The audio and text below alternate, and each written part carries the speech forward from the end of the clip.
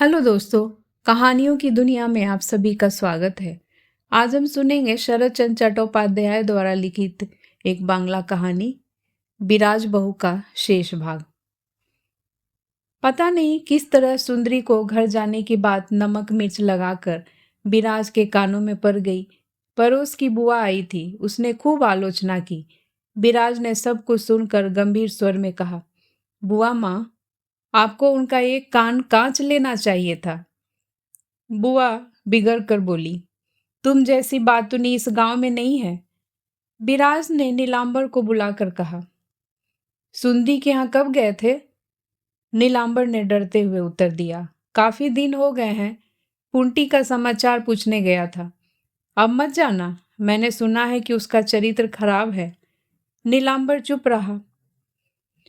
सूर्यदेव रोज अस्त होते हैं और उदय होते हैं। उस दिन कोई उत्सव था। छोटी बहू मोहिनी छुप कर आई, बोली, दीदी आज उत्सव है, चलो ना आज नदी में डुबकी लगा आए। जब से जमींदार के बेटे राजेंद्र कुमार ने घाट बनाया था, तब से उन्हें उधर जाने की मनाही हो गई थी। अभी कोई जगह ही नहीं है, जल्दी लौट आएंगे। दोनों देवरानी जेठानी चल पड़ी। वे जैसे ही नहाकर बाहर निकली, वैसे ही उदंड राजेंद्र उनके सामने था। दोनों सहम गई। मोहिनी झट विराज के पीछे खड़ी हो गई। विराज उसके मन का कलुष समझ गई। वह उसे जलती निगाह से देखने लगी। राजेंद्र की निगाहें झुक गई। विराज भड़क कर बोली, आपकी जमींदारी कितनी ही बड़ी क्यों ना हो, आप जिस जगह पर खड़े हैं वह मेरी जमीन है। फिर उस पार के घाट की ओर संकेत करके बोली, आप कितने हैं या तो इस घाट की एक एक ईंट जानती है या तो मैं जानती हूँ। लगता है कि आपके घर में माँ बहन नहीं है।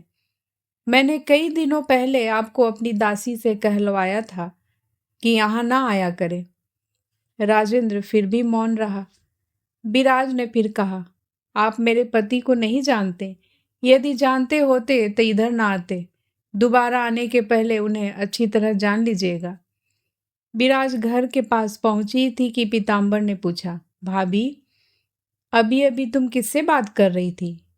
कहीं वे जमींदार बाबू तो नहीं थे? विराज की आंखें लाल हो गई, चेहरा तमतमा उठा, बोली, हाँ, और वह भीतर चली गई। भीतर जाने के उपरांत विराज बहू को छोटी बहू की चिंता हुई। थोड़ी देर में ही उस घर में मारपीट शुरू हो गई। नीलांबर उठकर हाथ मुंह धो रहा था कि उसे तर्जन गर्जन सुनाई पड़ा। वह लपक कर बेरे के पास गया। उसने लात मारकर उसे तोड़ डाला। वह क्रोध से पागल हो रहा था। बेरा टूटने की ध्वनि ने पीताम्बर का ध्यान भंग किया। देखा, सामने साक्षात यमराज सा नीलांबर खड़ा था। नीलांबर ने जमीन पर पड़ी बहू से कहा, डरने की कोई बात नहीं, तुम भीतर चली जाओ बेटी। बहू कांपती डरती भीतर चली गई।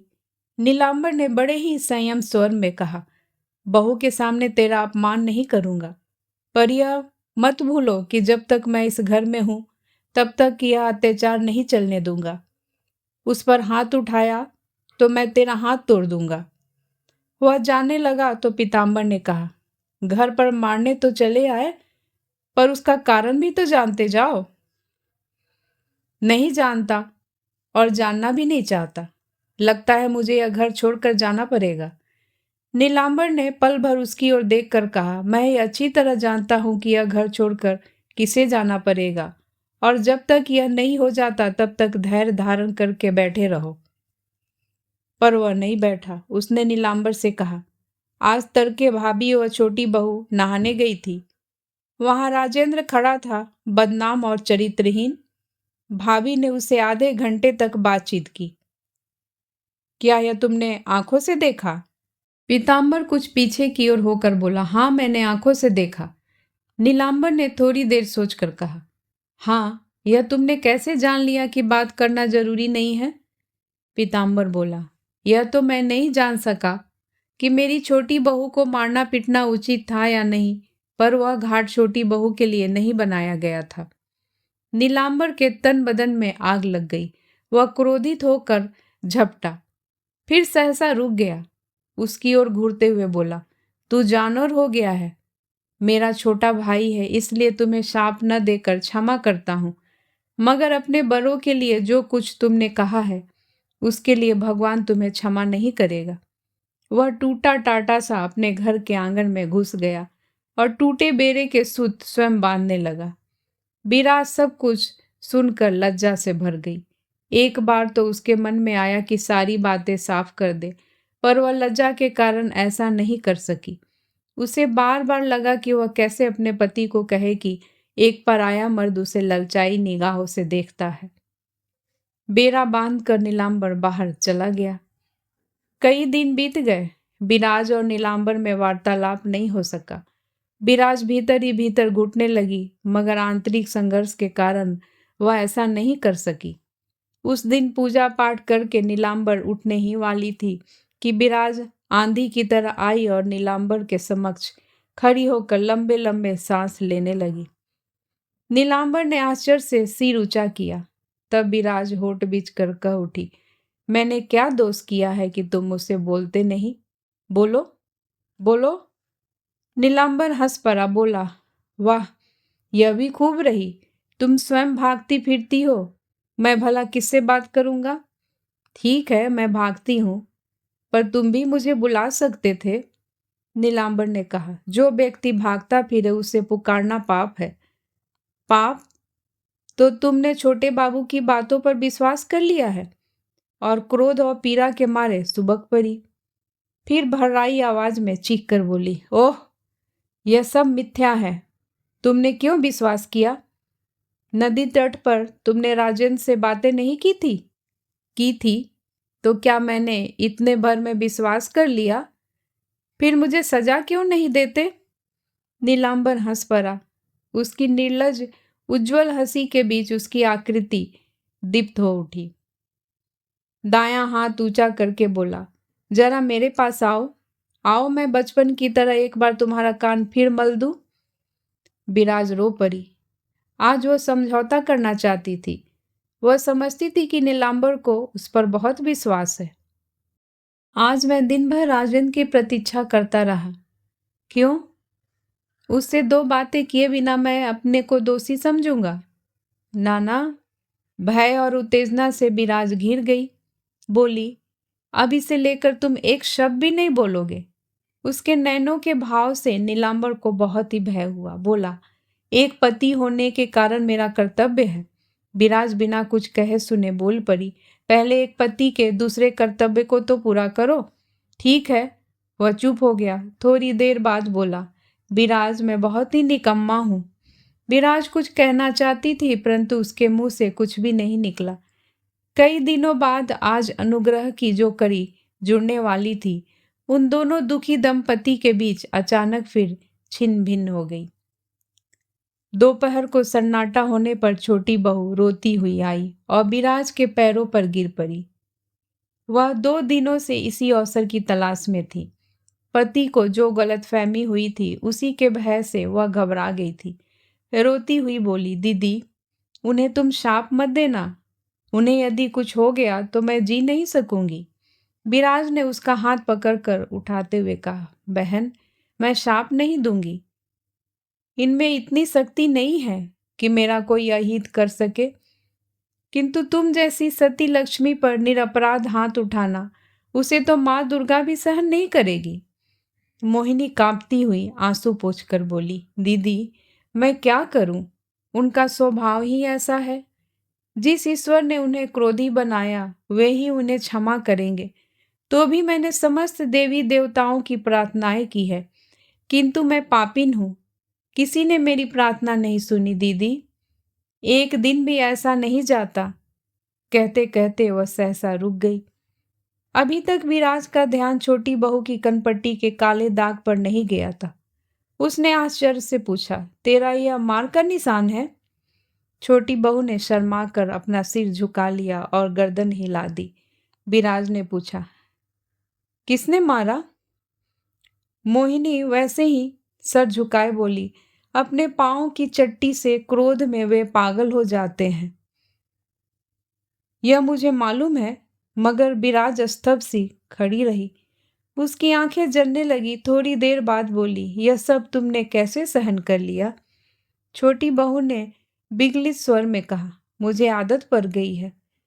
विराज ने विषाक्त स्वर में कहा, और उसी पशु को क्षमा करने के लिए तुम आई हो? विराज की ओर देखकर छोटी बहू ने कहा, हाँ दीदी, यदि तुम प्रसन्न नहीं होगी तो उनका अनिष्ट हो जाएगा। जहां तक सहने का सवाल है, यह सब मैंने तुम्ही से तो सीखा है। मेरा संबंध तो तुम्हारे चरणों से। विराज ने अधीर होकर कहा, ना ना छोटी बहू, ना मीठा मत बोलो, यह अपमान मैं सहन नहीं कर सकती। मोहिनी ने किंचित मुस्कुरा कर कहा, दीदी, क्या अपना अपमान सहन करना ही पर्याप्त है? तुम्हारे सरीखा पति हर स्त्री के भाग में नहीं होता। फिर भी तुम जितना सहन करती हो उतने में तो हमारा कचुम्बर ही निकल जाता है। उनके मुंह से हंसी गायब हो गई। हृदय प्रफुल्लित नहीं है। यह सब तुम्हें स्वयं को देखना पड़ता है। पति का इतना कष्ट संसार में सिवाय तुम्हारे कोई नहीं सहन कर सकता। विराज चुप रही। छोटी बहू ने उसके दोनों पांव पकड़कर कहा, दीदी बताओ, उन्हें क्षमा कर दिया ना? इसे सुने बिना मैं तुम्हारे पांव नहीं छोड़ सकती। यदि तुम प्रसन्न नहीं हुई तो कोई नहीं बच पाएगा। विराज ने छोटी बहू को उठाकर कहा, जाओ क्षमा किया। एक बार फिर विराज की चरण धूलि लेकर माथे लगाई और छोटी बहू खुशी खुशी चली गई। किंतु विराज बड़ी देर तक ठगी सी खड़ी रही। उसके अंतःकरण से कोई पुकार पुकार कर कह रहा था, विराज, यह सब सीख सीख। उसके बाद छोटी बहू कई दिनों तक घर में नहीं आई, मगर उसके आंख और कान उस ओर लगे रहते थे। आज लगभग 1 बजे बड़ी सावधानी से वह विराज के पास आई। विराज रसोई के बरामदे में गाल पर हाथ धरे बैठी थी। उसे देखकर वह पूर्वतः ही रही। छोटी बहू विराज के चरण छूकर बोली, दीदी, क्या तुम पागल हुई जा रही हो? विराज ने मुंह घुमाकर कहा, क्या तुम नहीं होती? छोटी बहू ने कहा, दीदी, अपने साथ बराबरी करके मुझ पर पाप मत चढ़ाओ। मैं तुम्हारे पांव की धूली के बराबर भी नहीं हूं। मगर तुम ऐसा क्यों करती हो? आज तुमने जेठ जी को खाना भी नहीं दिया। विराज ने कहा, मैंने तो खाने के लिए मना नहीं किया था। छोटी बहू बोली, यह तो ठीक है, पर एक बार निकट तो जाती। उन्होंने खाने के लिए बैठक में तुम्हें कितनी बार पुकारा और तुमने एक बार भी उत्तर नहीं दिया। तुम ही कहो, इससे पीड़ा होती है या नहीं? एक बार तुम समीप चली जाती तो वे खाना खा लेते। विराज चुप रही। छोटी बहू फिर बोली, दीदी, तुमने सदा सामने बैठकर उन्हें भोजन कराया है। तुम मुझसे व्यस्तता का बहाना नहीं कर सकती। सदा सारे कार्य छोड़कर तुमने उन्हें खिलाया है। कभी भी इससे बढ़कर तुम्हारा काम नहीं रहा। और आज? बीच में ही विराज ने भावावेश में उसका हाथ पकड़कर अपनी ओर खींच लिया और कहा, फिर चलकर देख लो। वह उसे रसोई की ओर ले गई और थाली की ओर संकेत करके कहा, यह देख। छोटी बहू ने ध्यान से देखा।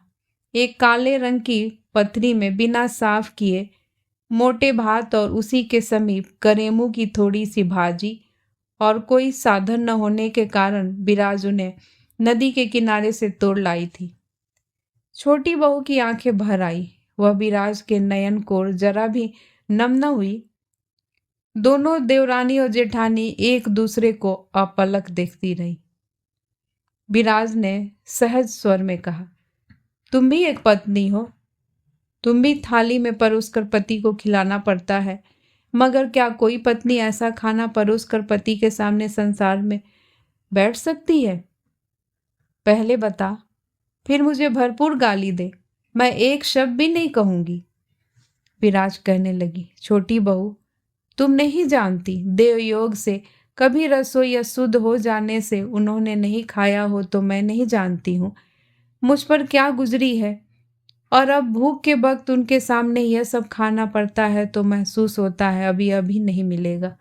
कहकर विराज एकदम खामोश हो गई।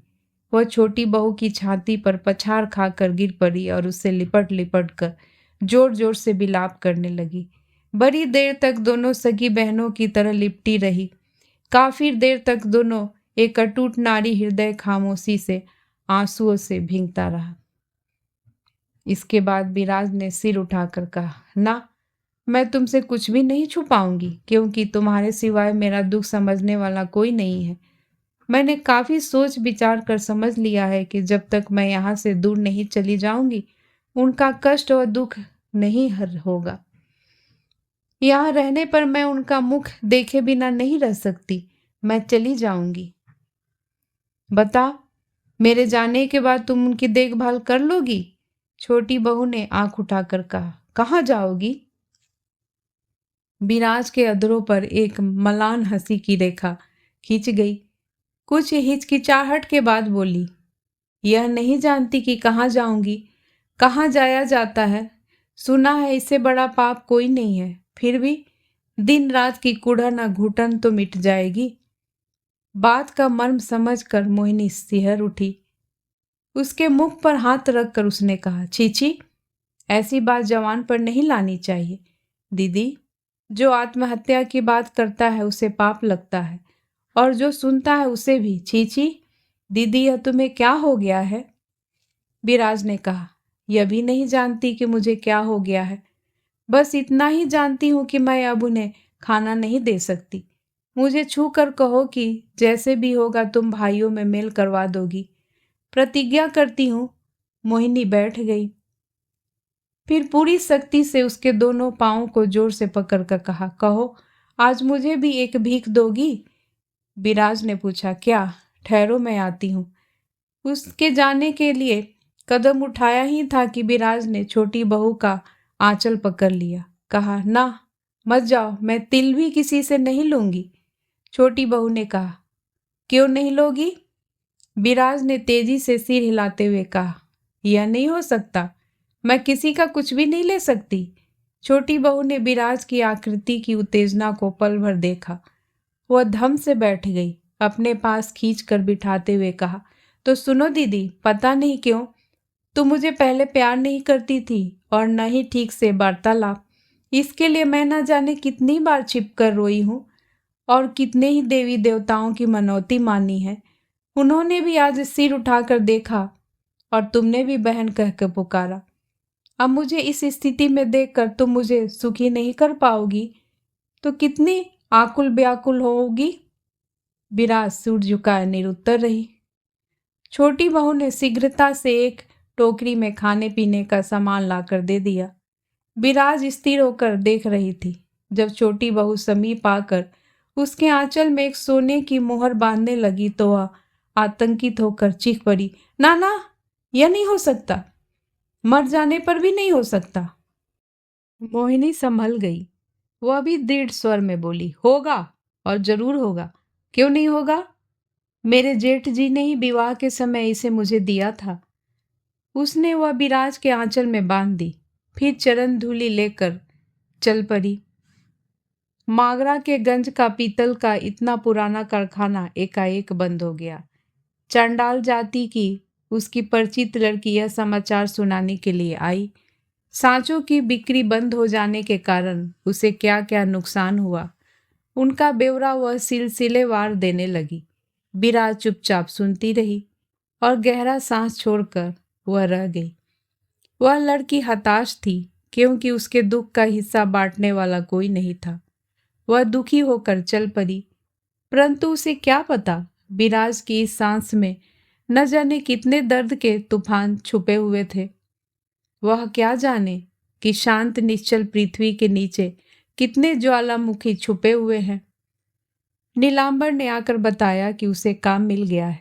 कलकत्ते की एक प्रसिद्ध कीर्तन मंडली में वह तबला बजाएगा। इसे सुनते ही विराज की आकृति म्लान हो गई। उसका स्वामी बेस्या के मातहत होकर बेस्या के साथ भले आदमियों के बीच तबला बजाता फिरेगा। तब कहीं उसे 2 जून की रोटी मिलेगी। उसकी इच्छा लज्जा के कारण जमीन में धंस जाने की हुई, परंतु वह जबान से मना नहीं कर सकी। दूसरा कोई उपाय नहीं था। सांझ के धुंधलके में नीलांबर उसका चेहरा नहीं देख पाया। यह अच्छा ही रहा। भाटे के खिंचाव में पानी पल पल घटता रहता है और तट प्रांत पर चिन्ह अंकित करता जाता है। उसी तरह वह सूखती गई, मगर छोटी बहू उसका ध्यान रखती थी। इधर कई दिनों से उसे तीसरे पहर सर्दी लगकर बुखार आ जाता था। उसी दशा में जलता हुआ दिया लेकर उसे रसोई में जाना पड़ता था। पति की अनुपस्थिति में वह प्रायः दिन में खाना नहीं बनाती थी। जब रात को खाना बनाती थी तो उसे ज्वर रहता था। पति के भोजन करने के बाद वह पड़ी रहती थी। बस इस तरह समय बीत रहा था। विराज अपने ठाकुर देवता को इधर मुंह उठाकर देखने को भी नहीं कहती। पहले की तरह प्रार्थना नहीं करती। दैनिक पूजा के बाद गले में आंचल डालकर जब वो प्रणाम करती तब यह कहती कि प्रभु, मैं जिस राह जा रही हूँ उस राह पर जल्दी से जा सकूं, बस। उस दिन सावन की संक्रांति थी। सुबह से ही मूसलाधार वर्षा हो रही थी। विराज 3 दिनों से ज्वर पीड़ित थी। वह भूख प्यास से बेचैन होकर सांझ बेला में बिस्तर से उठ गई। घर में नीलांबर नहीं था। पत्नी की बीमारी में भी कुछ मिलने की आशा में परसों उसे श्री रामपुर के संपन्न शिष्य के यहाँ जाना पड़ा। उसने जाते जाते कहा वह शाम तक लौट आएगा, परंतु आज 3 दिन हो गए थे उसके दर्शन हुए। कई दिनों के पश्चात विराज आज दिन में कई बार रोई थी। वह दिया जलाकर बाहर आ गई। बाहर आकर वह रास्ते के किनारे आकर खड़ी हो गई। वह भीग गई थी, आशंकाओं से घिरती गई। उनका क्या हुआ होगा? वे बीमार तो नहीं पड़ गए? कहीं घोड़ा गाड़ी के नीचे तो नहीं आ गए? क्यों करे? पीताम्बर ही घर में नहीं था। वह कल ही छोटी बहू को लेने चला गया था। घर में कुछ नहीं था। वह केवल पानी पीकर ही रह रही थी। भीगते भीगते उसका सिर चकराने लगा। अपने को संभाल कर वह किसी तरह खड़ी हो गई। चंडी मंडप में आकर विलाप करने लगी। तभी किसी ने दरवाजा खटखटाया। 1 बार 2 बार उसने जाकर दरवाजा खोला। किसान का बेटा था। उसने कहा, माँ जी, ठाकुर दादा ने एक सूखी धोती मंगवाई है। विराज अच्छी तरह से समझ नहीं पाई, बोली, धोती मंगवाते हैं? लड़के ने उत्तर दिया, अभी अभी वे गोपाल महाराज का दाह संस्कार करके लौटे हैं। विराज स्तंभित रह गई, बरबरा उठी, दाह संस्कार करके? गोपाल चक्रवर्ती उनके दूर के रिश्तेदार थे। उनका वृद्ध पिता कई दिनों से बीमार था। 2 दिन पहले ही गंगा यात्रा। जब बीमार के बचने की कोई आशा नहीं होती है तो उसे चरपाई के साथ गंगा या किसी नदी के पानी में रख देते हैं और उसकी मृत्यु तक हरि बोल कहते रहते हैं। कराई थी। आज दोपहर को वे मर गए। सब कुछ बताकर लड़के ने कहा, पास पड़ोस में दादा ठाकुर से अच्छा नारी देखने वाला कोई नहीं है, इसलिए वे भी उसी दिन से उनके साथ है। विराज ने लड़खड़ाते हुए धोती दी और टूटी टूटी सी बिस्तर पर आकर पड़ गई। अंधकार में जिसकी पत्नी चिंताओं में घिरी, भूखी प्यासी, बीमार पड़ी हो, यह सब जानने के बाद भी जिसका पति परोपकार में लगा हुआ हो, उस अभागिन को कोई क्या कहे सुने।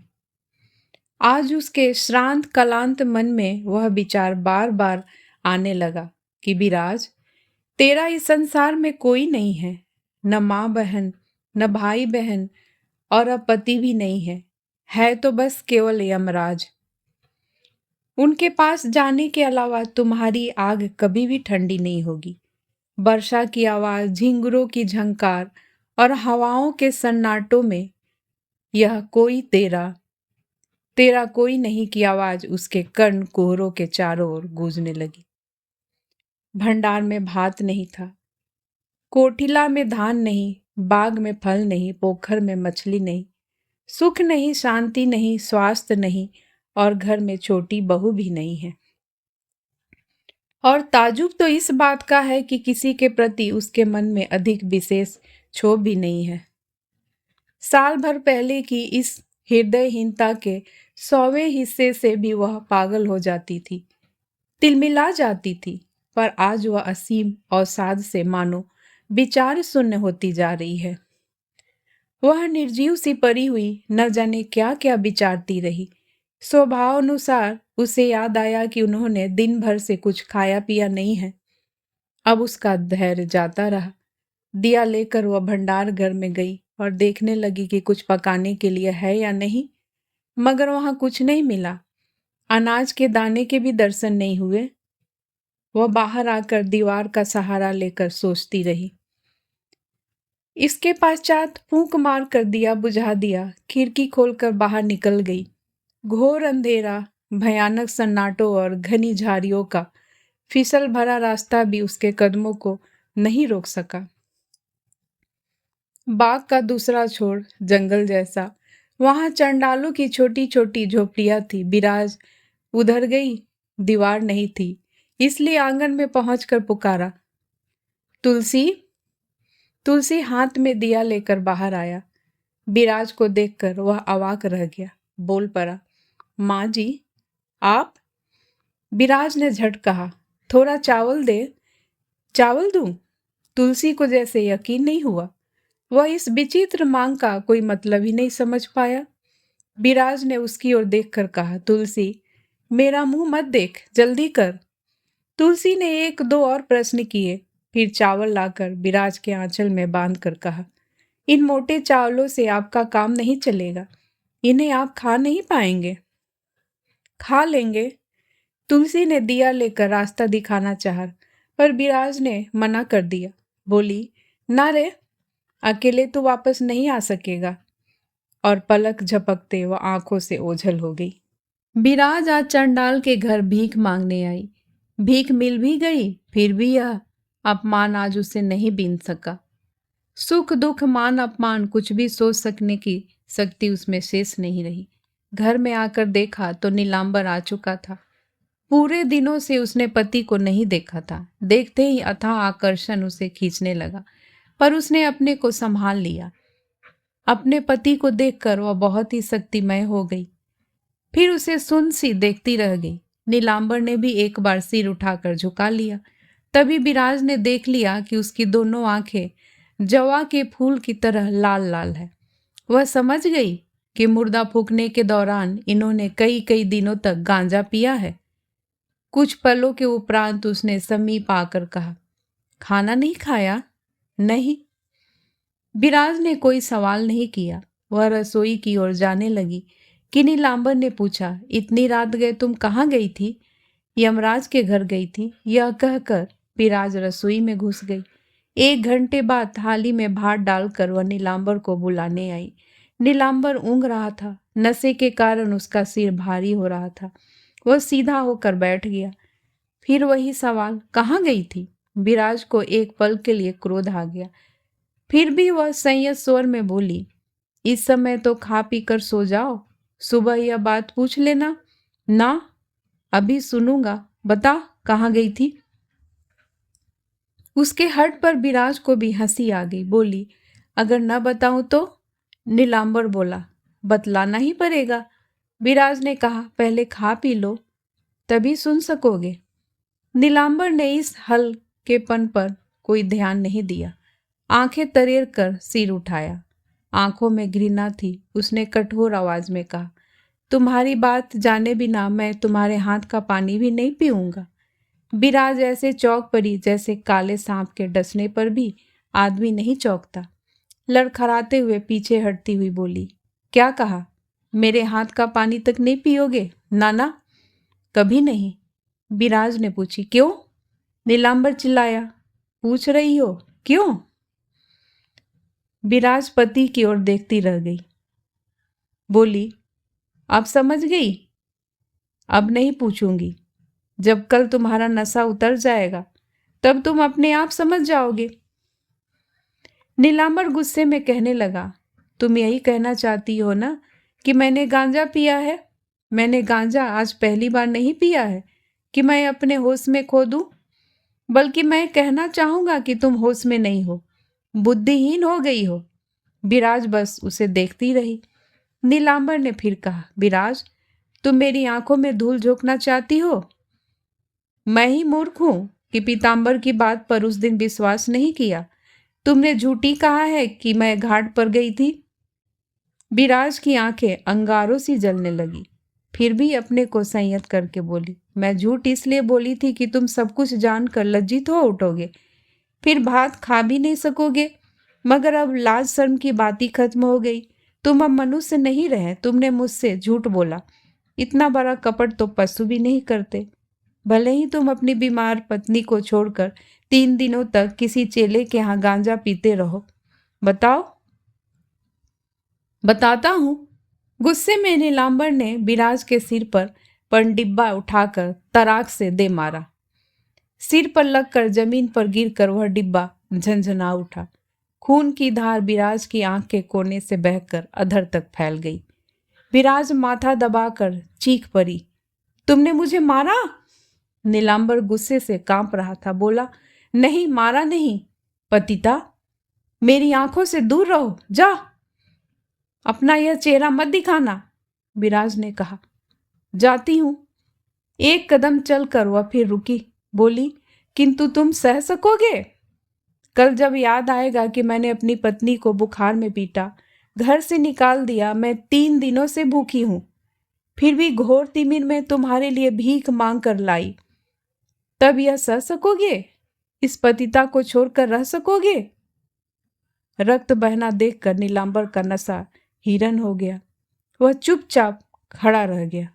बिराज ने आंचल से खून पोंछकर कहा, पूरे 1 साल से मैं यहां से जाने को सोच रही थी, पर तुम्हें छोड़कर नहीं जा सकी। जरा आंखें खोलकर देखो, मेरे तन में क्या बचा है? नैनों की ज्योति भी सही नहीं, ढंग से चला फिरा भी नहीं जाता, किंतु पति होकर तुमने मुझ पर लांछन लगाया है। अब तुम्हें अपना मुंह दिखा भी नहीं सकूंगी। तुम्हारे चरणों में मर जाने की मेरी तीव्र लालसा थी। यही लालसा मुझे आज तक रोके रही, पर आज उसे भी छोड़ती हूँ। और बिराज खिड़की की राह बाग की तरफ चलकर अंधेरे में गुम हो गई। नीलांबर कुछ कहना चाहता था, पर वह कह नहीं सका। वह पीछे भागना चाहता था, पर भाग नहीं सका। गहरा जल प्रवाह, सन्नाटा, उसके पैरों तले काले पत्थर, काले घने मेघों से घिरा आकाश, आत्महत्या की काली इच्छा। वह वहां बैठकर अपने हाथ पांव बांधने लगी। भोर होते होते आकाश में घने मेघ छा गए थे। टप टप पानी बरसने लगा था। बीती रात खुले हुए दरवाजों की चौखट पर सिर रखकर नीलांबर सो गया था। अचानक उसके कानों में आवाज आई, बहू माँ। नीलांबर बड़बड़ा कर जाग गया। इसी तरह की मेघाच्छन्न आकाश से हो रही वर्षा में भी श्याम की तान सुनकर राधा व्याकुल होकर उठ बैठी थी। वो आंखें मलता हुआ बाहर आया। उसने आंगन में तुलसी को खड़ा देखा। सारी रात नीलांबर जंगल जंगल नदी किनारे अपनी पत्नी को ढूंढकर घंटे भर पहले ही लौटा था। थक कर चूर होने की वजह से उसे कब नींद आ गई थी, यह वह स्वयं नहीं जान सका। तुलसी ने कहा, बाबूजी, माँ कहाँ है? नीलांबर ने आश्चर्य से पूछा, फिर तू किसे पुकार रहा था? तुलसी ने बताया, माँ जी को ही बुला रहा था। कल गहरी काली रात में मेरे घर आकर मोटा भात मांग गई थी। अभी दरवाजा खुला देखकर यह पूछने चला आया कि उन मोटा भात से काम चल गया क्या? नीलांबर बिराज के जाने का मकसद मन ही मन समझ गया, किंतु वह बोला नहीं। तुलसी ने फिर कहा, फिर इतने तड़के सुबह खिड़की किसने खोली? क्या बहू जी घाट गई हैं? कहकर तुलसी चला गया। नदी के किनारे किनारे जितने झाड़ झंकार गड्ढे मोर और स्थान थे, नीलांबर बिराज को खोजता रहा। उसने न तो स्नान किया था और न ही कुछ खाया पिया था। सहसा वह रुका। सोचा, यह कैसी मूर्खता मेरे माथे सवार हुई। क्या अभी तक इसे इतना भी याद ना होगा कि मैंने दिन भर कुछ खाया नहीं? यदि यह याद आए तो वह पल भर भी नहीं रुक सकती। तो फिर मैं सुबह से ही यह गड़बड़ काम क्यों कर रही हूँ? इस विचार से उसे इतनी सांत्वना मिली कि उसे साफ साफ दिखाई देने लगा और उसकी चिंता फिक्र मिट गई। वह नाले लांघता हुआ जल्दी जल्दी घर की ओर दौड़ पड़ा। दिल ढलने लगा। पश्चिम आकाश से बादलों के झरोखों से सूर्य की लाल किरणें चमक रही थी। वह सीधा रसोई घर में जाकर खड़ा हो गया। देखा, रात का भोजन पड़ा हुआ था। चूहे दौड़ रहे थे। आसन बिछा हुआ था। अंधेरे में तब उसने ध्यान नहीं दिया था, पर अब वह समझ गया था कि तुलसी के दिए हुए मोटे चावल यही है। ज्वर पीड़ित उसकी बीरज अपने पति के लिए भीख मांगकर लाई थी। इसी के कारण उसने मार खाई। लांछन सुनकर लज्जा और क्षोभ के कारण वह वर्षा की भयंकर रात में घर छोड़कर चली गई। नीलांबर दोनों हाथों में अपना मुंह छिपाकर बैठ गया और स्त्रियों की तरह चिल्लाकर रो पड़ा। अभी तक लौट कर नहीं आई तो अब उसे उसकी आशा भी नहीं रही। अपनी पत्नी को वह मन से जानता था। वह माननी अपने प्राण दे सकती है, पर दूसरे के आश्रय में रहने के कलंक को झेल नहीं सकती। नीलांबर का अंत सा हाहाकार कर उठा। उसके पश्चात वह उल्टा गिर पड़ा और बार बार पुकारने लगा, विराज तू लौट आ, मैं यह सब नहीं सह पाऊंगा। सांझ हो गई। घर में न तो किसी ने दिया बत्ती की और न कोई रसोई घर में घुसा। रोते रोते नीलांबर की आंखें सूज गई, किंतु किसी ने कुछ भी नहीं पूछा। 2 दिन के भूखे प्यासे नीलांबर को किसी ने खाने के लिए नहीं बुलाया। बाहर वर्षा होने लगी थी। घनघोर अंधेरे में बिजली की तरह गूंज जाती थी, मानो वह किसी दुर्योग की खबर दे रही हो। फिर भी नीलांबर मुंह गराए इसी तरह विलाप करता रहा। जब उसकी आंख खुली तो प्रभात हो गया था। बाहर अस्पष्ट शोरगुल सुनकर वह दौड़ आया। देखा दरवाजे पर एक बैलगाड़ी खड़ी थी। उसको देखते ही छोटी बहू मोहिनी घूंघट निकालकर गाड़ी से नीचे उतर आई। भाई पर वक्र दृष्टि डालकर पीताम्बर उसकी ओर चला गया। छोटी बहू ने समीप आकर माथा टेक कर उसे प्रणाम किया। नीलांबर ने बुदबुदाकर कुछ आशीर्वाद दिया और रो पड़ा। बहू आश्चर्य में डूब गई। उसके मुंह उठाने से पहले ही नीलांबर खिसक गया। छोटी बहू पहली बार अपने पति से नाराज होकर खड़ी हो गई। उसने आंसुओं के बोझ से दबी अपनी पलकों को ऊपर उठाकर कहा, तुम क्या पत्थर हो? दीदी ने लज्जा व दुख के मारे आत्महत्या कर ली और हम सब अभी पराये बने हुए हैं। तुम अलग रह सको तो रहो, पर मैं आज से उस घर का सारा काम करूंगी। पीताम्बर चौंक पड़ा। क्या कह रही हो? मोहिनी ने तुलसी के मुंह से जो भी सुना उस पर सोचकर सारी घटना बता दी। पीताम्बर सरलता से किसी पर विश्वास करने वाला नहीं था। बोला, मगर उसकी लाश तो पानी में नहीं मिली? छोटी बहू ने अपने नयन अश्रुओं को पोंछकर कहा, मिल भी नहीं सकती। तीव्र प्रवाह में कहीं बह गई होगी। यह भी संभव है कि गंगा माता ने उसे अपनी गोद में ले लिया हो। आखिर वह सती लक्ष्मी थी। फिर खोजा भी किसी ने? पीताम्बर को विश्वास नहीं हुआ। बोला, अच्छा मैं पहले खोजता हूं। फिर जरा सोचकर उसने कहा, कहीं भाभी अपने मामा के घर तो नहीं चली गई?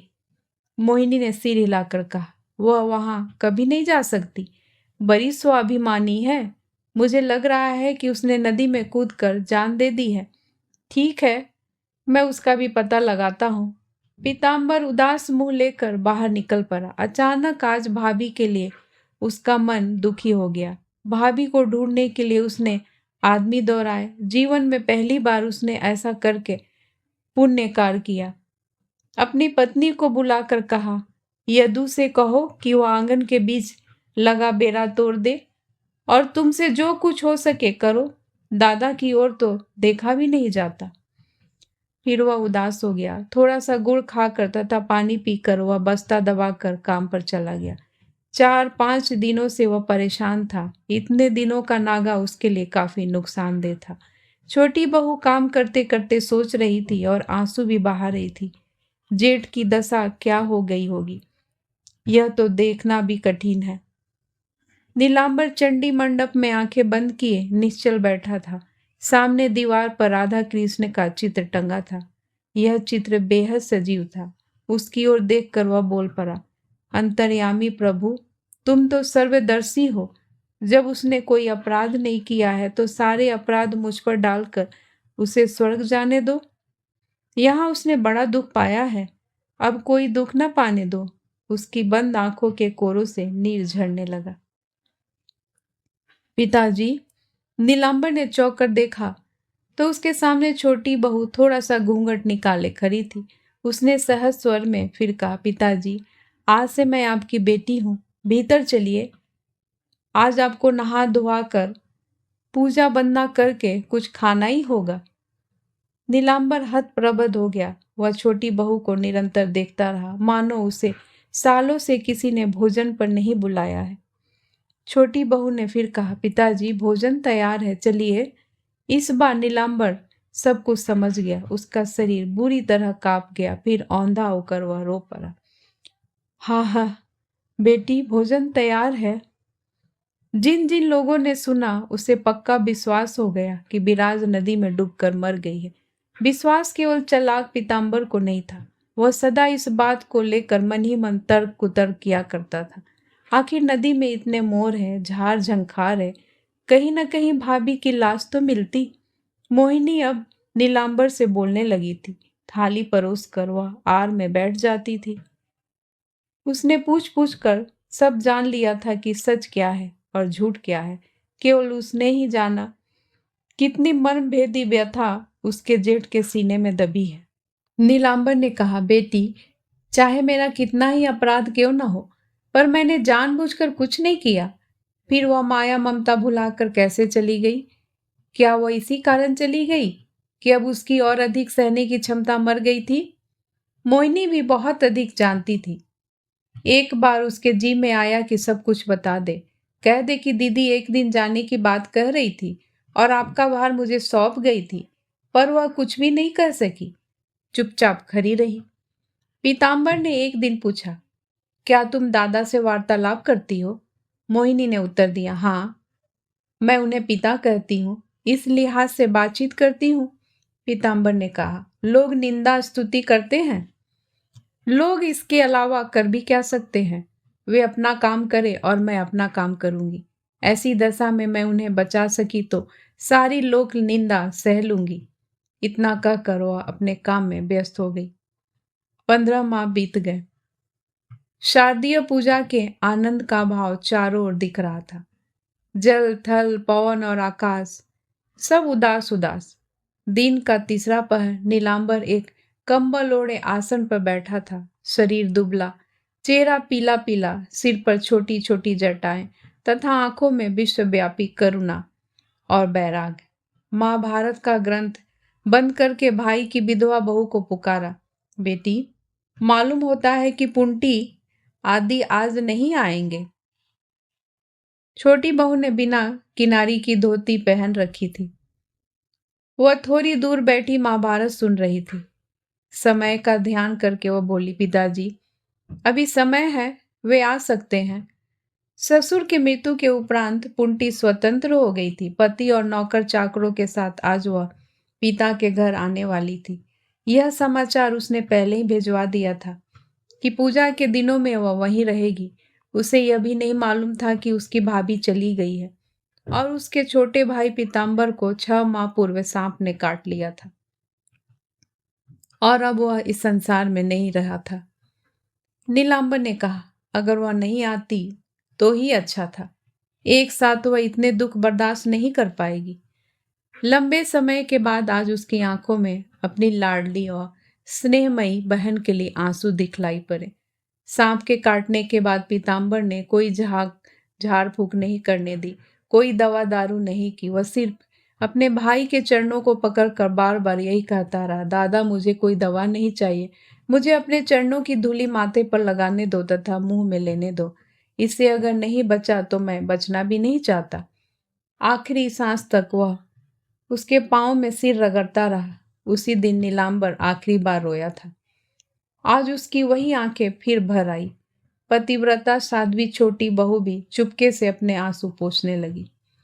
नीलांबर ने कहा, बेटी, पीताम्बर की तरह भगवान यदि विराज को भी अपने पास बुला लेता तो आज मेरे लिए सुख का दिन होता, मगर यह सब हुआ नहीं।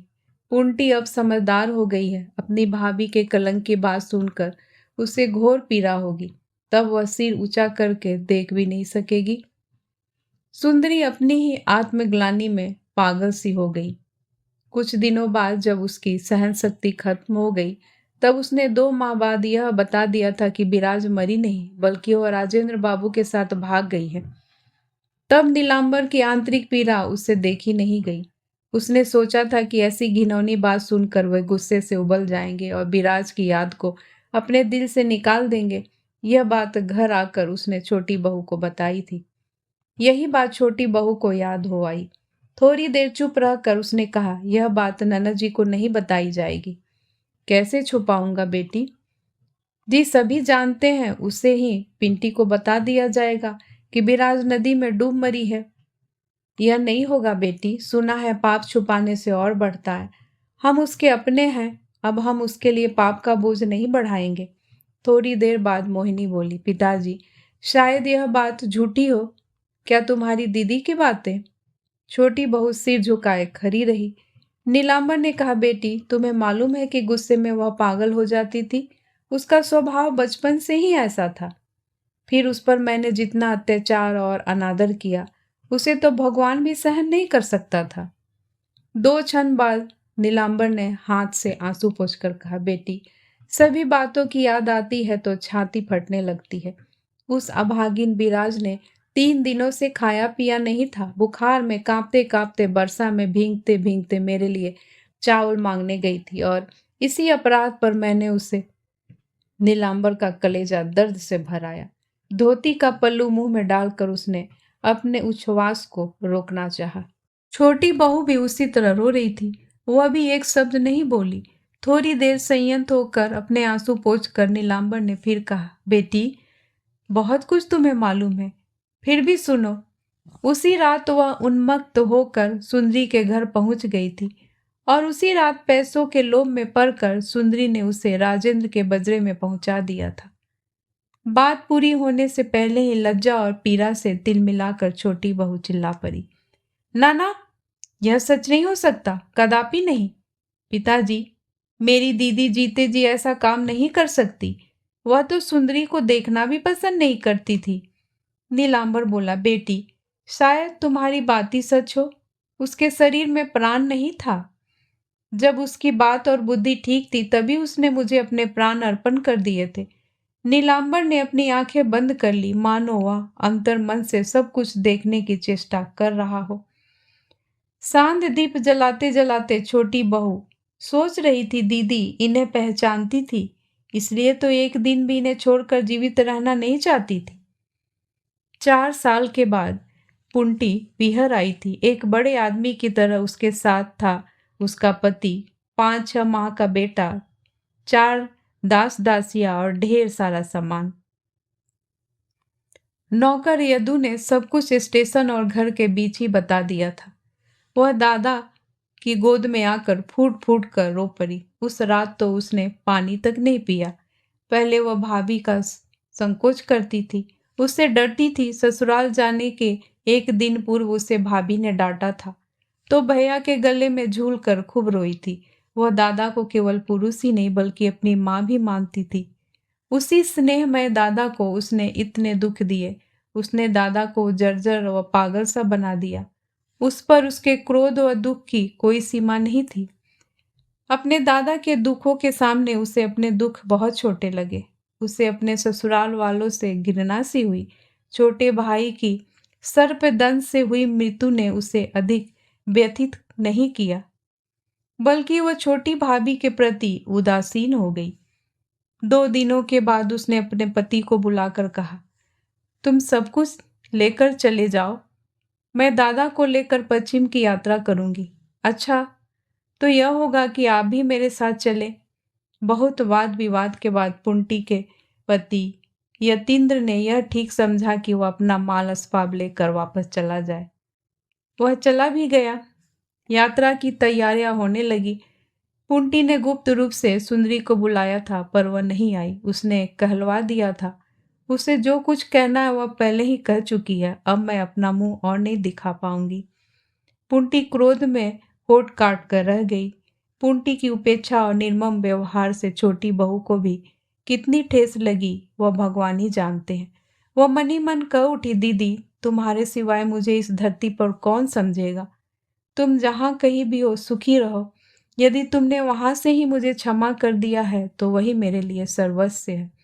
छोटी बहू सदा शांत भाव से रहती थी और कभी भी उसने किसी से कोई शिकायत नहीं की। सबकी सेवा और शांत भाव से करती रही। जेठ को खिलाने का जिम्मा पुंटी ने ले लिया। अतः अब नीलांबर के पास भी नहीं बैठती थी। रवानगी का दिन भी आया। नीलांबर ने आश्चर्य से कहा, बहू तुम नहीं चलोगी? छोटी बहू ने न के लहजे में गर्दन हिला दी। पूंटी भी बच्चे को गोद में लिए आ गई। नीलांबर ने कहा, बेटी यह नहीं हो सकता। तुम यहाँ अकेली कैसे रहोगी और रहकर भी तुम क्या करोगी? चलो। नहीं पिताजी, छोटी बहू ने गर्दन झुकाए हुए कहा, मैं कहीं भी नहीं जा सकूंगी। छोटी बहू के पीहर वाले संपन्न थे। उन्होंने कई बार बुलाने की चेष्टा भी की थी, पर वह किसी भी कीमत पर जाने को तैयार नहीं हुई। तब नीलांबर यही सोचता था कि वह मेरी वजह से पीहर जाना नहीं चाहती, पर अब वह सुनसान घर में अकेली क्यों रहना चाहती है। बोला, क्यों बेटी, ऐसी क्या बात है? तुम कहीं न जा सकोगी? वह निरुत्तर रही। बेटी, यदि तुमने नहीं बताया तो मेरा भी जाना नहीं होगा। छोटी बहू ने कहा, आप जाइए, मैं रहूंगी। लेकिन क्यों? छोटी बहू खामोश रही। उसके भीतर एक द्वंद सा चल रहा था। वह थूक निगल कर बोली, पिताजी, शायद दीदी आ जाए इसलिए मैं कहीं भी जाना नहीं चाहती। नीलांबर की आंखों के आगे अंधेरा छा गया। पल भर के लिए वह विमूढ़ रहा, तुरंत ही अपने आप को संभाल कर होठों पर छीन मुस्कान लाकर बोला, बेटी, यदि तुम पागल हो गई हो तो मेरा क्या होगा? छोटी बहू ने क्षण भर आंखें मूंद कर सोचा, फिर बोली, पिताजी, मैं पागल नहीं होऊंगी। आप कुछ भी सोचे, मगर जब तक चंद्र सूर्य है तब तक मैं ऊटपटांग बातों पर विश्वास नहीं कर सकती। पूंटी और नीलांबर अवाक उसे देख रहे थे। छोटी बहू ने फिर कहा, पिताजी, आपके चरणों में मर जाने का जो वरदान दीदी ने मांगा था वह झूठा नहीं हो सकता। सती लक्ष्मी जैसी मेरी दीदी अवश्य आएगी। जब तक जीऊंगी इसी आशा में उनकी प्रतीक्षा करती रहूंगी। पिताजी, मुझे कहीं भी जाने के लिए मत कहिए। वह निरंतर बोल रही थी, इसलिए हाँफने लगी। नीलांबर से नहीं रहा गया तो वह रो पड़ा। फिर वह एक और भाग गया। पुंटी ने एक बार चारों ओर देखा, फिर छोटी बहू के समीप आई। बच्चे को उसके पांव के पास बिठाकर भाभी के गले से लिपटकर फूट फूट कर रोने लगी। वह अस्पष्ट स्वर में बुदबुदाई, भाभी, मुझे क्षमा कर दो। क्षमा, मैं तुम्हें पहचान नहीं सकी। छोटी बहू ने झुककर उसके बेटे को उठा लिया, फिर उसके मुंह से अपना मुंह सटाकर आंसुओं को छुपाने के लिए रसोई में घर में भाग गई। वैसे विराज का मर जाना ही ठीक था, पर वह मरी नहीं। कई दिनों से भूख और दुख दर्द से आहत थी। अपमान की चोटों से उसका दुर्बल मस्तिष्क खराब हो गया। उसी रात मरने के चंद क्षणों पर उसने दूसरी राह पर अपने कदम बढ़ा दिए। मौत का इरादा करके वो अपने हाथ पांव बांध रही थी, तभी बिजली चमकी। भयभीत होकर उसने सिर उठाया। तेज रोशनी में नदी के पार घाट पर बनाए हुए मचान पर उसकी दृष्टि पड़ गई। लगा जैसे वो उसकी प्रतीक्षा में आंखें फाड़े हुए हैं, मानो उससे चार नजर हो गए हो और उसे बुला रहे हो। अचानक विराज गरज उठी, वे साधु महात्मा तो मेरे हाथ का पानी नहीं पिएंगे, पर यह पापी तो पिएगा। ठीक है। लुहार की धौंकनी में जलते हुए कोयले की तरह विराज का अतुलनीय अमूल्य हृदय भी उसके मस्तिष्क की धधकती आग में स्वाहा हो गया। पति और मृत्यु धर्म को भूलकर वह उस पार घाट को अपलक देखने लगी। घोर अंधेरे में आकाश की छाती को चीरती हुई बिजली फिर एक बार कौंध गई। उसने सिर उठाकर एक बार बंधनों की ओर देखा, पर एक बार घर की ओर, और बंधन खोलकर वह जंगल की ओर चल पड़ी। बुद्धि लुप्त हो गई। उसके कदमों की आहट से कितने ही जीव जंतु रास्ता छोड़कर हट गए, पर उसे कुछ होश नहीं रहा। वह सुंदरी के पास जा रही थी। पंचानन ठाकुर के तल्ले में वह रहती थी। पूजा चढ़ाते जाते वक्त वह उसका घर कई बार देख आई थी। इस गांव की बहू होने के बाद वह लगभग सभी रास्तों को जान गई थी। उसके 2 घंटे बाद कंगाली मल्लाह ने अपनी नाव पर उस पार के लिए छोड़ दी। पैसे के लालच में रात के अंधेरे में उसने सुंदरी को कई बार उस पार पहुंचाया था, पर आज वह एक ही जगह 2 स्त्रियों को ले जा रहा था जो एकदम चुपचाप थी। अंधेरे में वह विराज को पहचान नहीं सका। घाट के पास आकर अंधेरे में ही उसने एक लंबे कद का काया को देखा। उसने आंखें बंद कर ली। सुंदरी ने धीरे से पूछा, किसने मारा इतनी निर्ममता से? विराज ने अधीर होकर कहा, उनके अलावा मुझ पर कौन हाथ उठा सकता है? सुंदरी हतप्रभ होकर चुप हो गई। 2 घंटे के बाद सजे सजाए बजरे का जब लंगर उठने लगा, तब विराज ने पूछा, सुंदरी तुम नहीं चलोगी? नहीं बहू, सुंदरी ने कहा, मैं इधर नहीं रही तो लोग शक करेंगे। बहू डरो नहीं, जाओ, फिर भेंट होगी। विराज निरुत्तर रही। सुंदरी उसी नाव से वापस अपने घर आ गई। विराज को लेकर जमींदार का सजा हुआ बजरा नदी के बीच चलने लगा। वह त्रिवेणी की ओर जा रहा था। आंधी के कारण डांडों की आवाज मर गई थी। एक ओर राजेंद्र चुपचाप बैठा शराब पी रहा था, उसका सिर झुका हुआ था। विराज बुद्ध की तरह बैठी बैठी जलधारा को देख रही थी। राजेंद्र ने आज अधीर सुरापा किया था। नशे में वह उन्मुक्त हुआ जा रहा था। धीरे धीरे बजरा सप्तग्राम की समा पार कर गया। वह उठकर विराज के पास आया। विराज के सूखे बाल इधर उधर उड़ रहे थे। सिर का आंचल खिसक कर कंधे पर आ गया था। वह मदहोश सी, उसका ध्यान उधर गया ही नहीं कि कौन आया और कौन गया है। परंतु राजेंद्र को यह क्या हो गया? वह भयभीत हो गया। मन ही मन मानो किसी सुनी और डरावनी जगह में भूतों प्रेतों का भय जाग गया हो। वह देखता रहा पर बातचीत नहीं कर सका। और इस औरत के लिए उसने क्या नहीं किया? इसके लिए 2 साल तक पागल बना रहा। सोते जागते बस केवल इसकी एक झलक देखने के लिए तरसता रहा। वह जंगल जंगल भटका, जिस बात की उसे सपने में भी आशा नहीं थी। उसी के लिए जब सुंदरी ने उसे सोते में जगाया तो उसे अपने भाग्य पर घमंड हुआ। नदी का घुमाव आ गया था। उसके दोनों ओर बरगद और पाकर के बड़े बड़े पेड़ और बांस के झुरमुट थे। जगह जगह बांस की पंक्तियां झुक आई थी, जिससे अंधेरा घना हो गया था। अब राजेंद्र ने अपना साहस बटोरा और बोला, तुम आप जरा भीतर बैठ जाइए, यहाँ पेड़ों की डालियां वगैरह लग जाएगी। विराज ने सिर घुमाया। सामने एक छोटा सा दिया जल रहा था। उसी के मंद उजाले में दोनों की आंखें मिली। उस पल भी वह पापी पराई धरा पर खड़ा होकर उसे आंखें नहीं मिला पा रहा था। शराब में मदमस्त होने के बाद भी वह विराज को ठीक से नहीं देख पा रहा था। उसका सिर झुका हुआ था। विराज भी देखती रह गई। पराये मर्द के पास बैठकर भी उसने न तो पर्दा कर रखा है और न आंचल ही व्यवस्थित कर रखा है। यहाँ नदी तंग थी, भाटे का प्रभाव था, इसलिए मल्लाहों ने डांडे चलाना बंद कर दिया। राजेंद्र ने उन्हें सावधान किया, भाई संभल के। उसने विराज से कहा, आप भीतर आ जाइए, कहीं चोट लग जाएगी, कहकर खुद भीतर चला गया। विराज यंत्र चाली से भीतर चली गई। भीतर पहुंचते ही वह चिल्ला पड़ी, ओ माँ! राजेंद्र चौंक गया। दिए के धुंधले उजास में विराज की दोनों आंखें तथा खून से सना माथे का सिंदूर चामुंडा के तीनों नेत्रों की तरह जल रहा था। शराबी कबाबी राजेंद्र कांप रहा था, भयभीत हो गया। वह ऐसी चौंकी जैसे उसका पांव अंधेरे में सांप पर पड़ गया हो। वह सींगनी की तरह भागी और बोल पड़ी, माँ, यह मैंने क्या किया? और वह अंधेरे में अतल जलधारा में कूद गई। नाविक शोर मचाते हुए इधर उधर दौड़े। बजरा भी उलटते उलटते बचा। वे कुछ भी नहीं कर पाए। बहुत गौर से देखा पर उन्हें कहीं भी कुछ दिखाई नहीं दिया। राजेंद्र विमूढ़ हो गया। उसका सारा नशा हवा हो गया।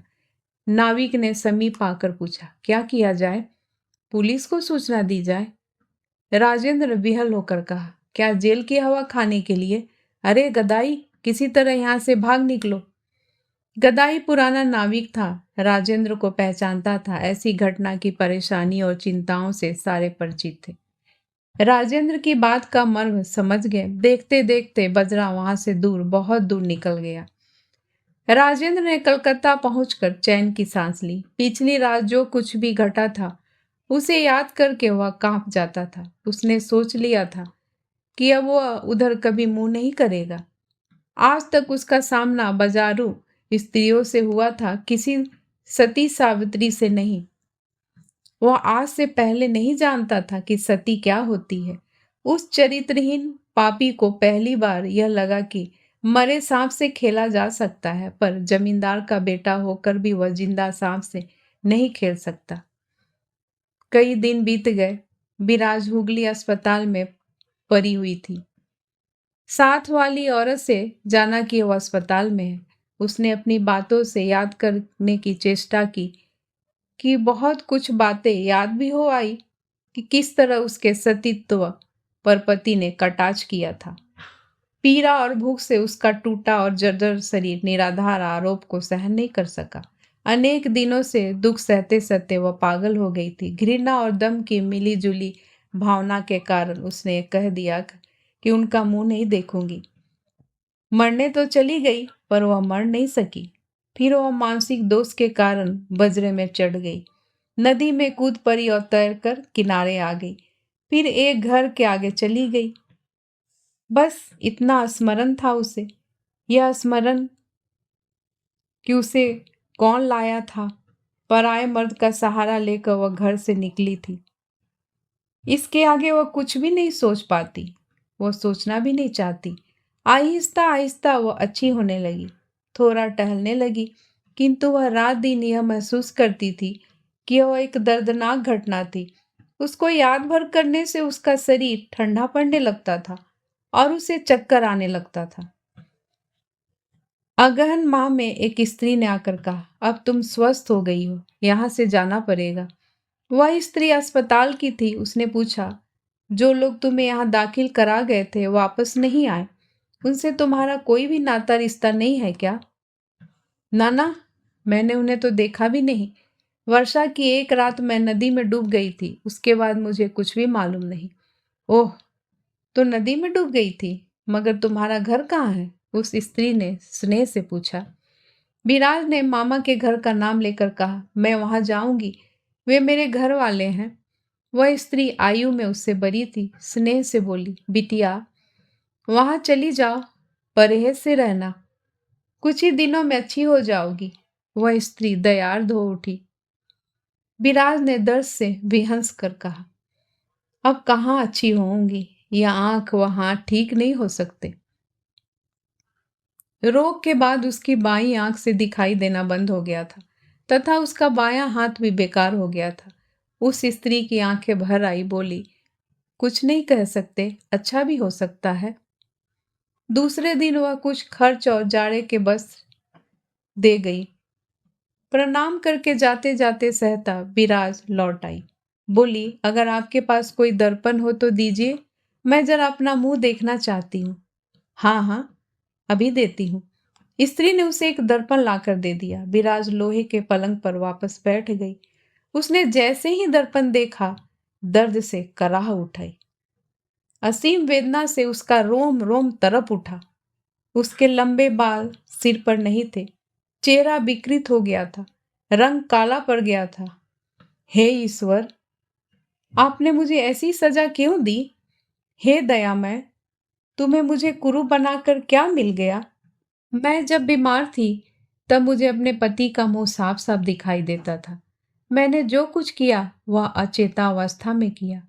वे मेरा अपराध क्षमा नहीं करेंगे। वह पश्चाताप की आग में जलती रही। उसी वार्ड में एक और बीमारी स्त्री थी। विराज को इस तरह रोते देखकर उसके पास आई और पूछने लगी, बहन, इस तरह क्यों रो रही हो? उफ! एक और ने विराज से रोने का कारण पूछा। विराज ने अपनी आंखें पोंछ ली और तुरंत ही वहां से चली गई। भीड़ ही भीड़, शोरगुल। विराज ने एक नए सिरे से अपनी यात्रा शुरू कर दी। एक नामूल यात्रा। वह सोच में डूब गई, लंबी सांसें ले लगी। विराज ने मन ही मन कहा, हे ईश्वर, शायद तुमने ये अच्छा ही किया। अब कोई भी मेरी ओर आंख उठाकर नहीं देख पाएगा। वह कुरूप चेहरा और यह मंद नयन ज्योति कदाचित इसी यात्रा हेतु गांव के लोग जानते हैं कि वह घर से भागने वाली एक औरत है, इसलिए वह गांव की ओर तो नहीं जा सकती। ईश्वर, इस मूर्ख को ऐसी विषम स्थिति देना ही तेरा कल्याणकारी विधान है। और विराज चलती ही गई। दिन पर दिन बीतते जा रहे थे। विराज ने नौकरानी का काम करना चाहा, पर वह इतनी असक्त हो गई थी कि चाह कर भी वह यह काम नहीं कर सकी। उसे कोई काम पर नहीं रखता था। हताश होकर उसने भीख मांगना शुरू किया। भीख मांग कर वह पेड़ के नीचे खाना बना लेती और खाकर सो जाती थी। इस वर्तमान जीवन में अतीत का कोई चिन्ह शेष नहीं था। उसे कोई नहीं पहचान सकता था। उसके कपड़े जगह जगह से फटे हुए थे। उसका कुंदन सा तन आज माटी हो गया था। परंतु दो बातें उसे भूल नहीं पाती थी। पहली, आज भी दो कहने के साथ उसका मुंह लज्जा से लाल हो जाता था। दूसरी बात यह थी, उसे अपने घर से दूर जाकर मरना पड़ेगा। उम्र भी उसकी केवल 25 साल की थी। वह यह भी नहीं जानती थी कि कहाँ मरेगी। बस निरंतर रास्ता तय करती जा रही थी। वह उस स्थान तक पहुंचना चाहती थी जहां उसका पति उसकी यह हालत न देख पाए। उसने चाहे कैसी भी गलती की हो, पर उसका पति उसकी यह हालत देखकर दहाड़ मारकर रो पड़ेगा। यही बात भूल जाने के लिए वह निरंतर भागती जा रही थी। 1 साल बीत गया। वह साल भर चलती रही, पर उसका गंतव्य कहाँ था? वह कहाँ अपनी देह का विसर्जन करेगी? आज वह 2 दिनों से एक पेड़ के नीचे अशक्त सी पड़ी है। रोग ने उसे दबोच लिया है। ज्वर, खांसी और छाती का दर्द उसे बार बार लग रहा था और अस्पताल से अच्छी होकर वह कुछ संभल गई थी, पर अब लग रहा है कि वह अधिक दिनों तक नहीं टिक पाएगी। आज वह नयन मूंदे सोच रही थी कि उसी पेड़ के नीचे ही उसकी अंतिम मंजिल है। क्या इसी गंतव्य के लिए वो अविराम गति से चलती आई थी? अब क्या वो आगे नहीं चल पाएगी? 3 दिन बीत गया। पेड़ की सबसे ऊंची चोटी पर सूर्य की किरण स्पर्श करके मिट गई। दूर से संध्याकालीन शंख ध्वनि उसके कानों में पड़ी। उसकी मुंदी आंखों के सामने गृहस्थ जनों की मंगल मूर्तियां नाच उठी। कौन इस समय क्या कर रही होगी? कौन दिया जला रही होगी? कौन आंचल डालकर प्रणाम कर रही होगी? कौन तुलसी के चबूतरे पर दिया जला रही होगी? नयन भर आए। वह रो पड़ी। उसे लगा कि न जाने कितने ही हजारों सालों से वह किसी घर में सांध्य दीप नहीं जला पाई है। किसी के मुख दर्शन करके भगवान से उसके लिए चिरायु और ऐश्वर्य की प्रार्थना नहीं कर सकी है। इन्हीं सब बातों के कारण वह सो नहीं सकी। सारी रात आंखों में काट दी। उसे लगा कि कोई उसकी बंद दृष्टि को खोलकर उसमें पवित्र माधुर्य भर गया है। अब पी से भेंट हो या ना हो, पर एक पल के लिए भी उसे कोई उनसे अलग नहीं कर सकता। इस तरह उसे पाने की राह थी, चाह थी। फिर व्यर्थ ही वह इतने दिनों तक उसे अलग रहकर क्यों दुख पाती थी? इस गलती के कारण वह वेदना से घिर गई। दुख उसे दंश पीड़ा देने लगे। उसे महसूस हुआ कि उसे उसका पति बुला रहा है। यह विश्वास था। विराज ने दृढ़ता से सोचा, यह ठीक है? क्या यह शरीर मेरा अपना है? उनकी आज्ञा के बिना इसे नष्ट करना क्या ठीक है? नहीं, इसे नष्ट करने का विचार तो वे ही कर सकते हैं। सभी बातें उनके चरणों में निवेदन करने के बाद ही मुक्ति मिलेगी। विराज लौट पड़ी। उसका तन मन आज हल्का हो गया था। उसके पांव मानो कठोर भूमि पर नहीं पड़ रहे थे। मन तृप्त था, उसमें जरा सी ग्लानि नहीं। वह निरंतर वही सोच रही थी कि यह उसकी कितनी बड़ी भूल थी। उसके सिर पर अहंकार कैसा लद गया था। यह कुरूप और कुत्सित मुख लिए और तो किसी का सामना करने में शर्म नहीं आई, पर जिनके समझ करने का अधिकार विधाता ने 9 साल की उम्र में दे दिया था, उनसे कैसी लज्जा। पुंटी अपने भाई नीलांबर को एक पल भी चैन से नहीं बैठने देती थी। पूजा के दिनों से लेकर पूस के अंत तक वे शहर दर शहर और एक तीर्थ से दूसरे तीर्थ घूमते रहते। वह अपनी नौ यौवन थी। उसके शरीर में शक्ति थी। उसमें हर वस्तु को जानने की असीम जिज्ञासा भी थी। नीलांबर उसके बराबर नहीं चल सकता था। वह जल्दी ही थक जाता था। वह चाहता था कि थोड़ा सा विश्राम करता, पर पुंटी नहीं मानती थी। उसका मन अपने घर की ओर लगा रहता था। उसका थका मन न जाने क्यों अपने गांव जाना चाहता था। देश में या गांव में क्या है, यहाँ स्वास्थ्य भी ठीक रहता है। कभी कभी छोटी बहू पुंटी को पत्र लिखती है, उसकी इच्छा यह है कि दादा पहले की तरह हो जाए। चिंता के कारण उनकी देह कंकालवत रह गई थी। पुंटी की इच्छा है कि उसके दादा हर घड़ी ठहाके लगाते रहें, गुनगुनाते रहें, पर उसके दादा उसके सारे प्रयासों को बेकार करते जा रहे थे। वह हताश नहीं हुई, सोचती थी कि कुछ दिनों के बाद सब ठीक हो जाएगा। इस तरह 4-5 महीने बीत गए, पर कोई लाभ नहीं हुआ। घर छोड़कर आने के दिन मोहिनी की बातों ने विराज के प्रति करुणा के भाव जागृत कर दिए थे। उसे विश्वास सा हो गया था कि वह निर्दोष है, पर पुंटी का विचार इसके विपरीत था। दादा क्या ठीक नहीं हो सकते? संसार में ऐसी पीड़ा की वह कल्पना भी नहीं कर सकती थी, जिससे विराज इस आदमी को इतने दुखों में डालकर अलग हो गई है। भाभी अच्छी थी या बुरी यह बात अब पुंटी नहीं सोच सकती, किंतु उसके भाई को छोड़कर जाने वाली स्त्री की वह कट्टर शत्रु बन गई थी। पुंटी एक सुबह मुंह फुलाए आई और उसने कहा, दादा चलो घर चले। नीलांबर ने जरा अचरज से बहन को देखा, क्योंकि माँ के महीने में प्रयाग में रहने की बात तय हुई थी। दादा के मनोभावों को समझकर पुंटी ने कहा, अब एक दिन भी रहना नहीं चाहती, कल ही चलेंगे। अपने चेहरे पर नीलांबर ने सूखी मुस्कान लाते हुए कहा, पुंटी क्या बात है? पुंटी अपने को संभाल नहीं पाई, फपक पड़ी, भर्राई आवाज में बोली, जब तुम्हें यहाँ रहना ही अच्छा नहीं लगता, तब यहाँ रहने से लाभ क्या है? दिन प्रतिदिन कमजोर होते जा रहे हो। ना ना, मैं एक दिन भी अब नहीं रह पाऊंगी। नीलांबर ने स्नेह से उसका हाथ पकड़कर अपने पास बिठाया, कहा, वहां लौट जाने से मैं अच्छा नहीं हो पाऊंगा पुंटी। अब इस देह के ठीक हो जाने की आशा मुझे नहीं है। चलो घर को लौट चले, कम से कम जो कुछ भी होना हो घर पर ही हो।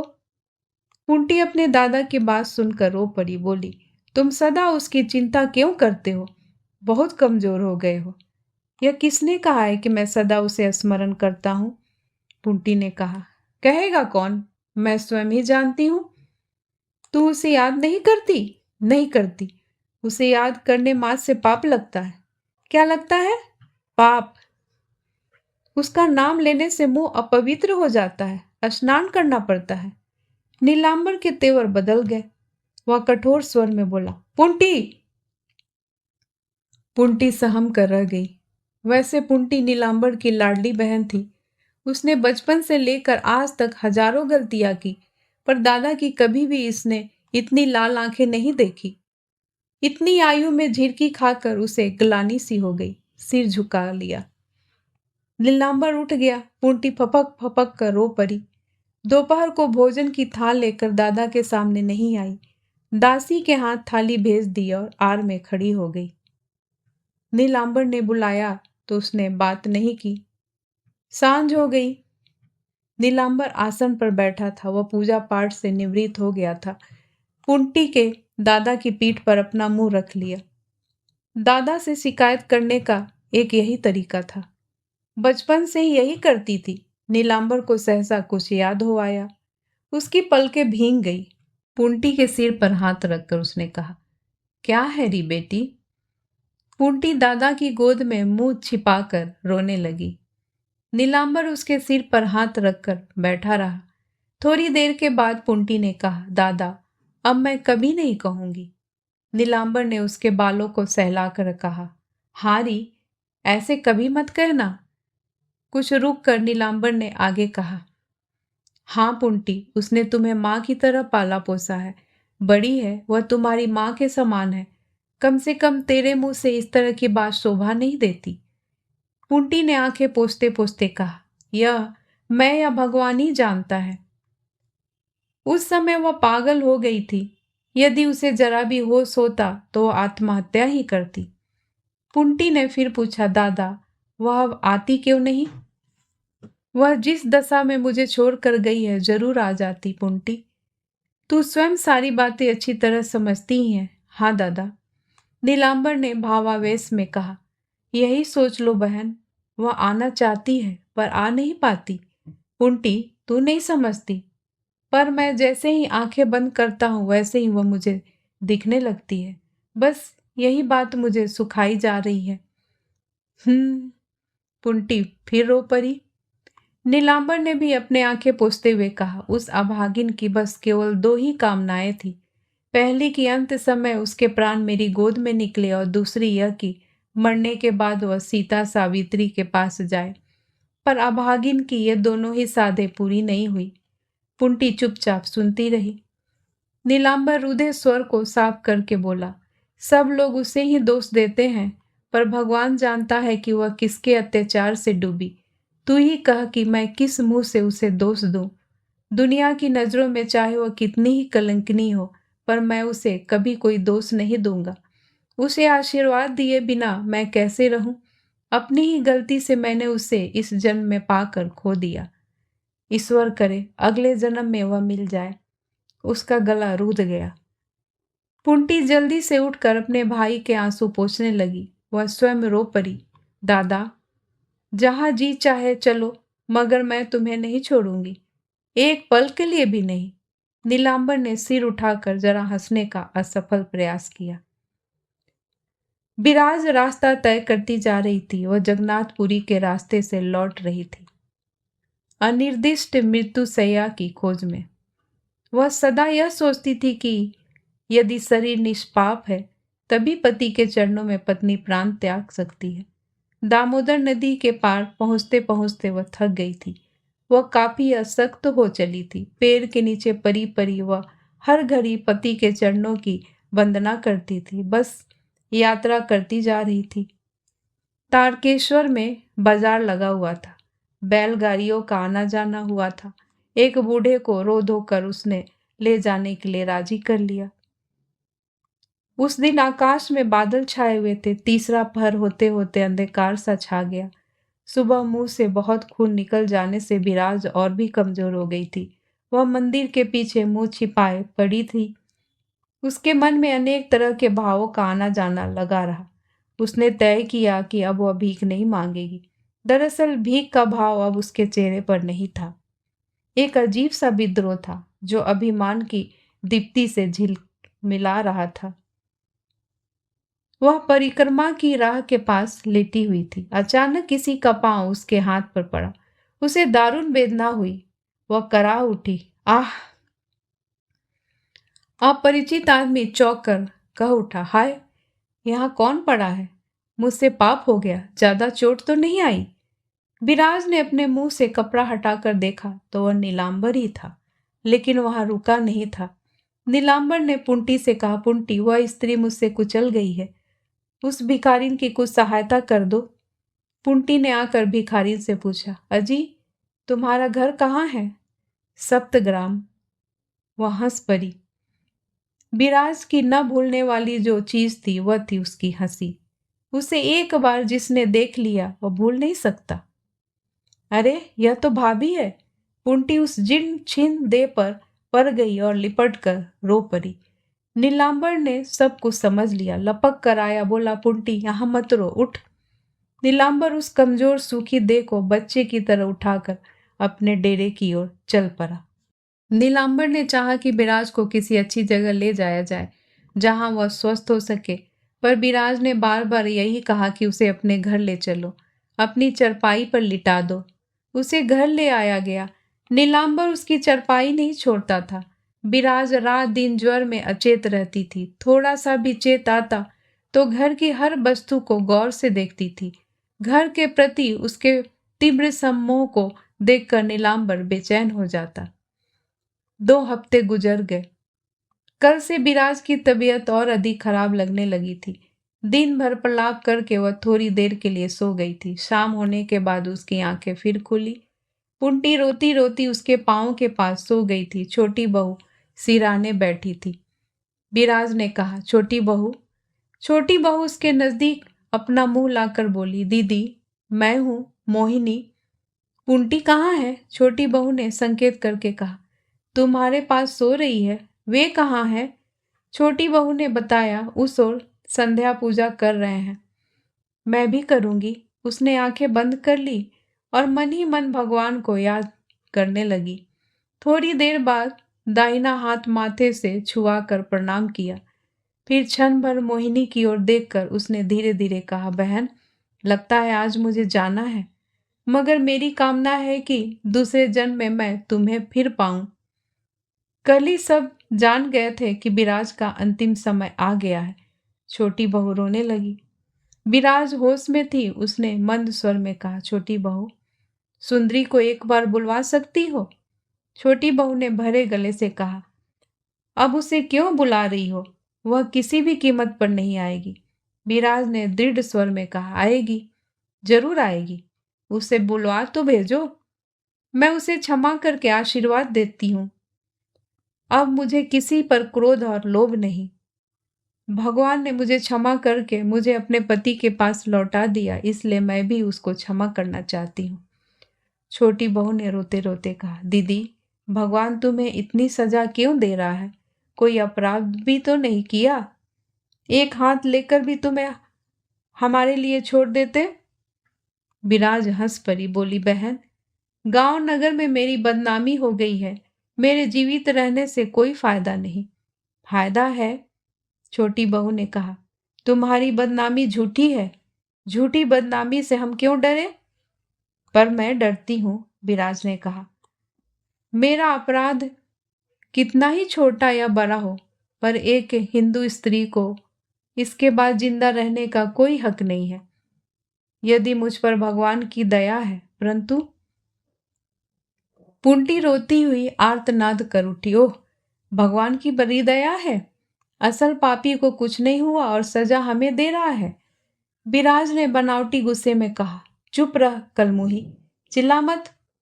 पुंटी उसके गले से लिपट गई और रो पड़ी, बोली, तुम रो मत भाभी, तुम कुछ दिन और जियो। नीलांबर भी पूजा छोड़कर आ गया।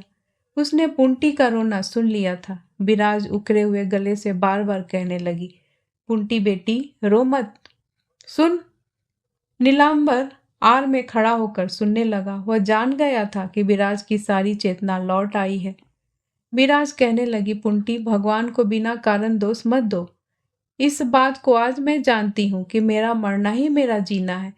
तू कहती है कि उन्होंने मेरा एक हाथ और आंख ले लिया है, तो क्या हुआ? कुछ दिनों बाद इस शरीर का अंत हो जाएगा। ईश्वर ने इतनी सजा देकर मुझे तुम लोगों की गोद में तो लौटा दिया, खाक लौटा दिया। पुंटी फिर रो पड़ी। विराज को पुंटी का विचार अविचार ही लगा।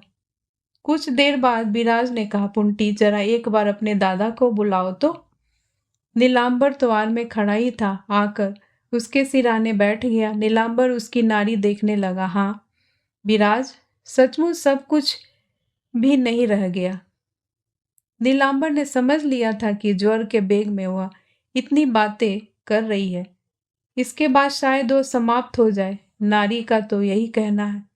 विराज ने कहा, खूब हाथ देखो। अचानक वह मर्मभेदी परिहास कर उठी।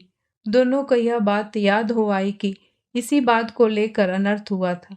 विराज ने खेद के साथ कहा, नाना, यह मैंने नहीं कहा, सच सच कहो, अब कितनी देर है? उसने अपना माथा पति की गोद में रख दिया, कहा, सुनो, सबके सामने यह कह दो कि मैं तुम्हें क्षमा किया। नीलांबर की आंखें भर आई और गला भी। विराज आंखें मूंदे पड़ी रही। धीरे धीरे कहने लगी, इतने साल मैंने तुम्हारे घर बाहर को संभालने में कितनी गलतियां की है। छोटी बहू, तुम भी सुनो। पुंटी, तुम भी। तुम सभी लोग सब कुछ भूलकर मुझे क्षमा कर दो। जाती हूँ। विराज हाथ बढ़ाकर पति का चरण खोजने लगी। नीलांबर ने तकिया हटाकर अपना पांव आगे बढ़ा दिया। उसकी पगधूलि माथे लगाकर विराज ने कहा, इतने दिनों के बाद मेरा सब कुछ सार्थक हुआ। अब कोई चिंता नहीं।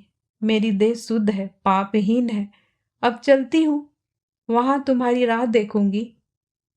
करवट बदलकर उसने अपना मुंह पति की गोद में छुपा लिया। कहा, इसी तरह मुझे लिए रहो, छोड़कर कहीं मत जाना। वह खामोश हो गई। लगा कि काफी थक गई है। सभी उदास उदास से बैठे रहे। रात के 12 बजने के बाद वह फिर प्रलाप करने लगी। नदी में कूद जाने की बात, अस्पताल की बात, निरुद्देश यात्रा की बात, यही सब बकती रही, परंतु उन सभी बातों में केवल उसका असीम पति प्रेम था। वह बार बार बकती रही कि किस तरह पल भर के मनोविकार ने, भ्रम ने किस तरह उस सती साध्वी को जलाया। इधर कई दिनों से विराज के सामने बैठकर नीलांबर को भोजन करना होता था। उस दिन वह बार बार कभी पुंटी को, कभी छोटी बहू को पुकार पुकार कर रात भर प्रलाप करती रही। सुबह उसने पुकारना और बुलाना बंद कर दिया। सांस उल्टी चलने लगी। फिर उसने किसी की ओर नहीं देखा, किसी से कोई बात नहीं की। अपने पति परमेश्वर की गोद में सिर रखे हुए सूर्य भगवान के उदय के साथ साथ उस दुखियारी का भी अंत हो गया। दोस्तों, इस कहानी को सुनने के लिए आपका बहुत बहुत धन्यवाद। मैं फिर हाजिर होंगी एक नई कहानी के साथ। तब तक के लिए नमस्कार।